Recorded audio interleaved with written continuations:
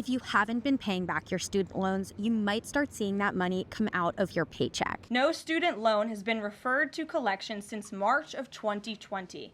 That comes to an end. The government can and will collect defaulted federal student loan debt by withholding money from borrowers, tax refunds, federal pensions, and even their wages. On May 5th, if you haven't made payments for long enough that your loan has gone into default, the government will just start taking that money from things like pensions, Social Security benefits, tax refunds, and starting over the summer, your paycheck. Borrowers should pay back the debts they take on. This practice used to be standard, but it's been on pause since the start of the pandemic. Your loans go into default if you miss scheduled payments for a certain number of days, usually more than 270, which is about 9 months. Default is different and a big step up from delinquency, which is what happens if you miss just one payment. Being delinquent still really hurts your credit score, but it's easier to get out of and the government won't withhold money. 5.3 million Americans are in default on their student loans. You can check your status at studentaid.gov. If you are in that boat, you should hear from the Federal Student Aid Office in the next 2 weeks. If you're delinquent or in default, reach out to your loan servicer to discuss your options. One complication, Trump has gutted the Department of Education, which administers and collects loans. He's cut the department staff in half, and those layoffs include people who oversee student loan servicers and contractors, deal with complaints from borrowers, and oversee the online forms you might need to fill out. All that, plus the back and forth over student loans over the last few years,